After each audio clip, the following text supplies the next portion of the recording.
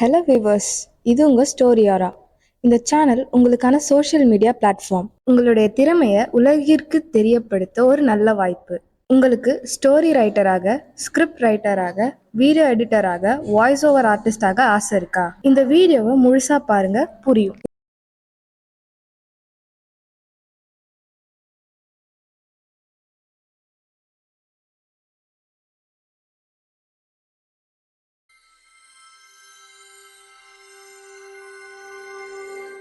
ஒரு பேருந்து நிறுத்தம் அருகில் பெரிய மழை பெய்து அந்த மரம் ஓய்வெடுத்து கொண்டிருந்தது. அதன் இலைகளிலிருந்து சொட்டும் நீர்த்துளிகள் சில ரோட்டின் ஈரம் காயாமல் பார்த்து கொண்டது. மேலும் சில துளிகள் அவளின் மேல் விழுந்தபடி இருந்தது. அவன் சற்று தூரம் தள்ளி நின்றிருந்தான். பரபரப்புடன் காணப்படும் அந்த பேருந்து நிலையம் இப்போது ஆள் நடமாட்டம் குறைந்து பெருமூச்சு விட்டு கொண்டிருந்தது. அவள் வராத பேருந்துக்காக காத்திருந்தாள். நடுநடுவே தனது தொலைபேசி மூலம் தனது மகளோடு சிறிய உரையாடலும் நிகழ்ந்தது. இந்த கதையில 3 கேரக்டர்ஸ் இருக்கு. ஆதிரா, இவள் ஓர் இளம் விதவை பெண். மலர், ஆதிராவின் 5 வயது குழந்தை. ராகவன், ஆதிராவின் அலுவலகத்தில் வேலை பார்ப்பவர். இப்போ வாங்க கதைக்குள்ள போலாம்.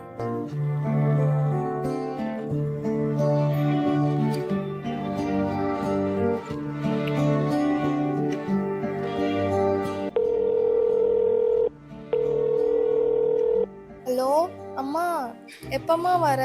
அம்மா வர கொஞ்சம் லேட் ஆகுமா? நீ சாப்பிட்டு கதவை தாப்பால் போட்டு படு. நான் வந்து காலிங் பெல் அழுத்துவேன். என் குரல் கேட்டாதான் நீ திறக்கணும், சரியா?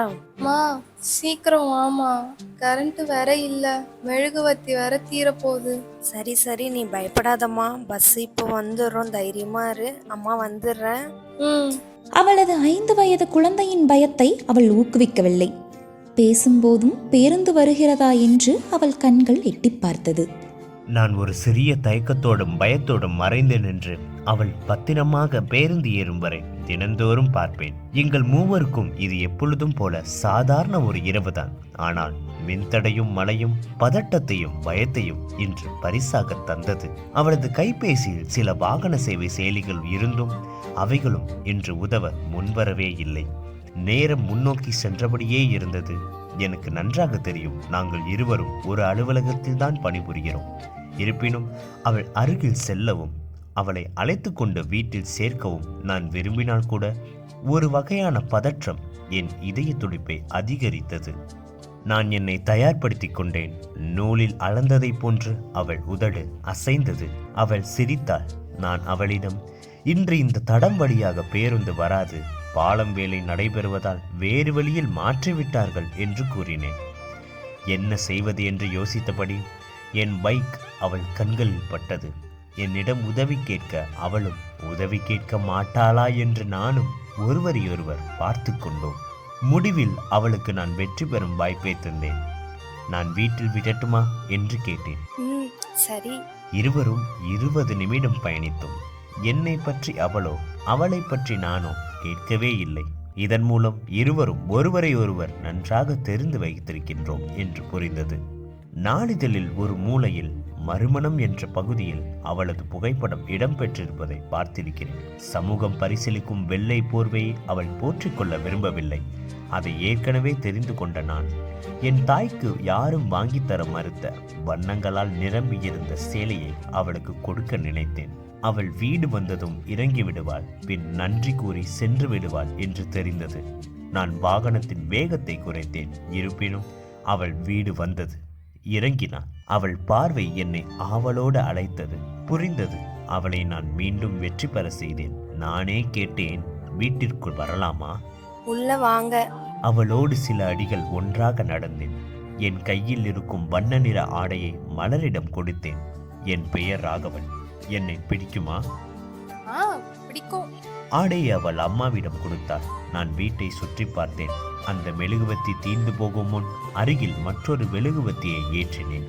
சுவற்றில் இருந்த புகைப்படம் நான் வரும் முன் என் பெயர் அங்கு இடம்பெற்றிருந்தது. மலர் பிடிக்கும் என்ற வார்த்தையின் அர்த்தம் அப்பொழுதுதான் புரிந்தது. அவள் பிறப்புச் சான்றிதழில் இனி அப்பாவின் பெயரை மாற்ற வேண்டிய தேவையே இல்லை.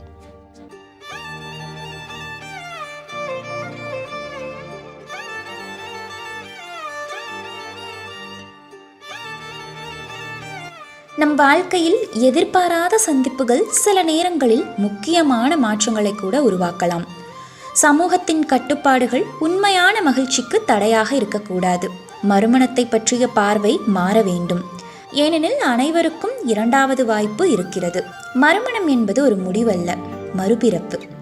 கடந்ததை மறந்து புதிய உறவை ஏற்றுக்கொள்வதற்கான தைரியம் இருக்க வேண்டும். உண்மையான அன்பும் புரிதலும் இருந்தால் இரண்டாவது வாழ்க்கையும் முதல் முறையிலேயே சிறக்கலாம். இது ஒரு முடிவு இல்லை, புதிய தொடக்கம்.